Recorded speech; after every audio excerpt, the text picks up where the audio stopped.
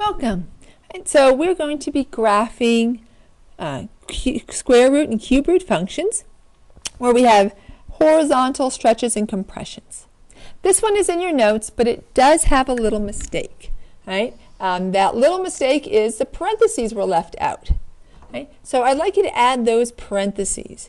Otherwise, before we graphed it, we'd have to factor the coefficient in front of x out. And then we might have a horizontal translation that maybe we weren't so fond of making. All right? So let's add the parentheses in. So that means the equation was actually h of x equals the cube root of 2x plus 2 minus 3. That's the one I intended. Right? If it wasn't going to be factored out.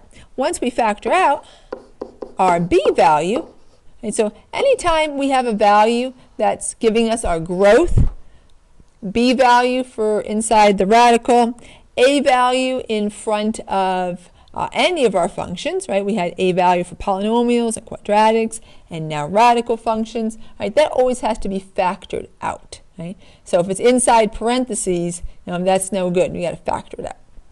All right, so here if we factor out a 2, we would just divide both of those two terms by 2, and so we'd have x plus 1. Right? And so that's the equation I intended. Right? The h of x equals cube root of 2x plus 2 minus 3. And then when we factor the 2 out, we have the equation you see on top there, but with parentheses. Right? So I think the easiest way to graph these is using our parent graph. Right? Much more efficient than plugging values in and hoping you get something that's semi-easy to graph. Right? We're going to be using just our key values. And just a reminder, our key values are the ones we use to graph this parent graph. Right? 0, 0, 1, 1, 2, 3, 4, 5. I think this one's 8, right? 1, 2, 3, 4, 5, 6, 7, 8. Yes. Right? And -1, -1, and negative 8, -2. Those are our key values. All right, so if we have a coefficient in front of x inside the radical, we have either a horizontal stretch or horizontal compression. If b is between 0 and 1, it's a horizontal stretch.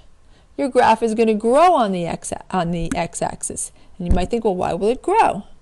Well, it's going to grow because if your number is between 0 and 1, it's going to take a larger x value to get to the same point on y.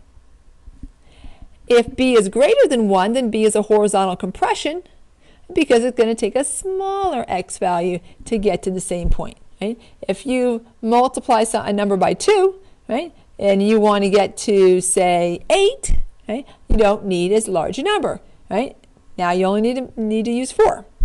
Right? So our graph is going to compress horizontally.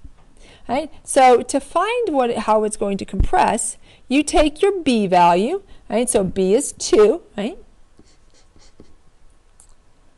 And you make it 1 over that value.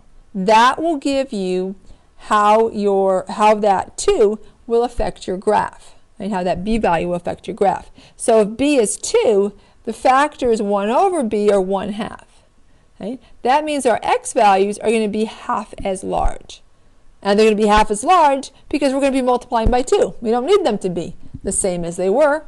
Right? They can't be. Right? They have to be half as much to get to that same y value. So you can make a table of values, but you really don't have to. You only have 5 key values here on the cube root. Just multiply them all by 1/2. Right? So I'm going to add that to your notes. Right? I don't think it sort of has it in the steps there. Yeah, it does have it in there, but we'll write it one more time. So just to remind you, multiply the x values by 1 over b, right? And that's how you'll do the horizontal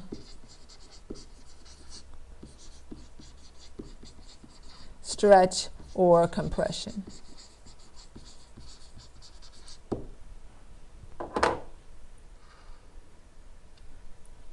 All right, so we'll just take our x values multiplied by half. You don't have to write it down. You can just graph the points. All right, so here we have 8, 2. All right, so you're going to keep the y. Actually, I'm going to add that too. You're going to multiply the x values by 1b, but keep the y. Those won't change at all. Right? So instead of 8, 2, you're going to have 4, 2. All right, so let's graph our point there. Instead of 1, 1, you're going to have a half 1. 0, of course, isn't going to change because you multiply anything by 0, it's still 0. Instead of negative 1, it's going to be negative 1 half negative 1. And instead of negative 8, negative 2, it's going to be negative 4, negative 2. Right? So that b value compresses our graph horizontally. It's like you had this long snake and you just smooshed it together. Right, so now we got one last step, and that is our horizontal translation. Now, if we did not factor the b value out, our horizontal translation would be incorrect. Right? We would have the wrong value. Right? Without the b factored out, we would think, for instance, our horizontal translation was 2 to the left. But in fact, it's only 1 to the left. Right? And that's because, essentially, without our b factored out, we sort of have our b twice. We can't have our b twice, only one time. Right? So always got to factor the b out. I will give you, if I'm going to have you graph with a stretch or a horizontal stretch or compression and a translation, I will already give it to you factored out. I'm not expecting you, that's a little bit more advanced concept. I'm not necessarily expecting you to remember to factor it out. But if you can, just to start to make that connection, that would be a good idea. All right, so now we need to translate our graph. It's going to move 3 units down. And since that's plus 1, it's 1 unit to the left. All right, so let's count 1 to the left and 3 down. All right, and so our first point is here, 1 to the left and 1, 2, 3 down. Now this is easy, right? Just counting. 1 to the left, 1, 2, 3 down.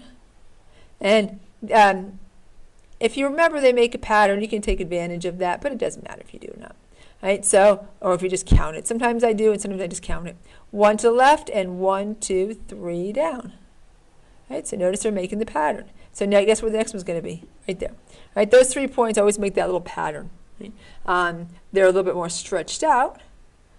Actually, no, they're not. No, they're not. They're just horizontally compressed. Makes them look like they're stretched out, but they're not. Right? But they always form that little line there. And then, of course, our last one is over here. So 1 unit to the left and 1, 2, 3 units down. And then here is our graph. And there we go. Let's label our graphs. So the parent function's already labeled. I think it's in your notes as well, the parent function. If not, you'll have to put the parent function in, but I think it's in there. And this is y equals the cube root of 2x. Right? We don't need parentheses there if you don't have any translation.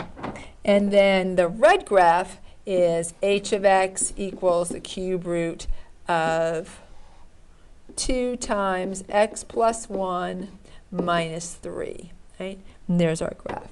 Right? So you see we smooshed our graph, right? And then we translated it to the left and down. Right? So domain and range, doesn't matter what you do to the cube root function, it always has the same domain and range. So there's not too much to remember there, except remember that. Right? It's not going to change. Right? We're going to look at one more with a horizontal stretch or compression. Well, so since we did a horizontal compression on this problem, what you want to bet we're going to do a horizontal stretch on the other one. Let's see if I'm right. Let's see if I guessed right. Oh, I think I do. All right, and so I don't think this one is your notes. In your notes, of course, you can always write that down for another example. I probably should have put it in your notes. Actually, I take that back. I will put this in your notes, right? Because I was rewriting the last page of your notes anyway. So now this is in your notes. Yay! So now you have one example of a stretch, right? So and since it was just added to your notes, it has the parentheses in there, right? So we don't have to worry about factoring anything out. Our parent function is just y equals the square root of x, and it's graphed there for you as well. Right? And so now we need to figure out our stretch. Right? So remember, we multiply. So this this is between our b here is -1/2. I think I have it written down somewhere. There we go. I mean, yeah, it is 1/2. And then the negative is going to add something else to us. But so our b is -1/2. And so remember, we take our b value and make it 1 over b. Right? So if our b value is -1/2, then if we take that, so our factor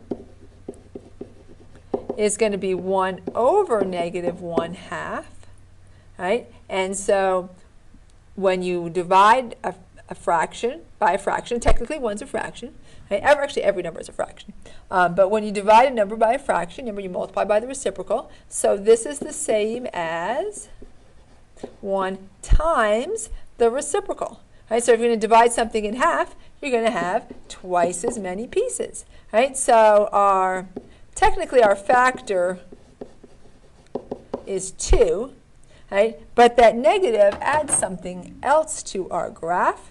Right? It's going to be a reflection. And that reflection, let me fix this because it's all stuck together.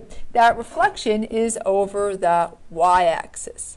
Right? So when you reflect, never back in geometry, when you reflect over the x-axis, right, it changes the y values. When you reflect over the y-axis, it changes the x values. Right? So our factor here is technically not -2, but really actually 2. Right? But then we also have a reflection. So we're going to multiply our values not by 2, but by -2, because we also have a reflection as well. Right? So we have a reflection across the y-axis. So you can put that in your notes. Right? So we're going to take all our b values and just multiply them by -2. The 2 takes care of the stretching, and the negative takes care of the reflection. This might be in our way. I'm just going to move it down. I probably should have told you it might be in the way. Right, because our graph is headed straight for my writing here. All right, so I'll graph in maybe green. All right, so we're going to multiply the x values by -2. And which x values are key ones, right? They have, the dots are bigger there, right? Our 4 values, right? So just multiplying 4 numbers by -2. And one of them doesn't even change, right? 0 times -2 is still 0. 1 times -2 is going to be -2. Do you see how our graph is already stretching?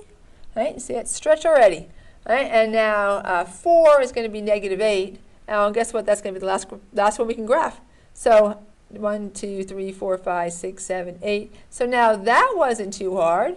You just had to put 3 numbers in there. Because the next one, 9, is going to be at -18, and that's pretty far off the graph. Right? So here, that particular graph here is y equals the square root of -1/2 x. Right? It's just that much. Right? And see how it stretched our graph? So it's like somebody, you know, it was all like curly, and you just, like curly hair, and you pull the curl straight, right? So it's getting straighter, right? It's being stretched out. Now all we got to do is translation. And we're going to translate the graph. I'll write in red. Translate our graph, so we have -2 added to x, x minus 2. That's going to be 2 units to the right. And then a 4 is added to the whole function. It's going to be 4 units up. And I'm glad I moved that blue writing. My graph would be right in the middle of it. All right, so now we just count 1, 2, 1, 2, 3, 4. And so all we're going to move is 3 points. That's all we got. 1, 2, 1, 2, 3, 4. We'll always graph as many as we can. But sometimes as many as we can is only 3 points. And then 2 to the right, and 1, 2, 3, 4 up. Right now, here's our graph. Right? So our key value, right, is this starting value right here. That's going to give us our domain and range for the square root function. Right? So notice it's pointing to the left. It will head towards negative infinity. The largest x value, though, is right here at 2. It does go through 2. Right? If I plug 2 into that particular function, right, I'm going to have 2 minus 2, well, that's 0. Right? So this whole thing here, I'm trying to cover it up. Like you can see me cover it up, right? So this would be 0 if I plugged in 2, and then we'd add 4. So that would give us 4. Right? So 2, we do go through 2, so we should have a bracket. And now we need to do, and I'm going to get rid of this line.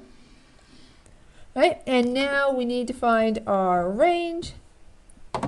And so the range, our smallest value is 4. We do go through 4. If you plug 2 into that function, you get 4. And it's going to keep heading to infinity because the arrow is pointing upwards.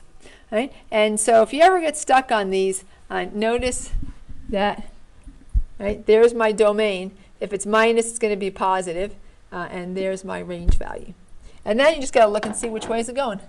Is it going towards infinity or negative infinity? And that is the last graph I intended to graph on this. Right? So thanks for watching, and bye for now.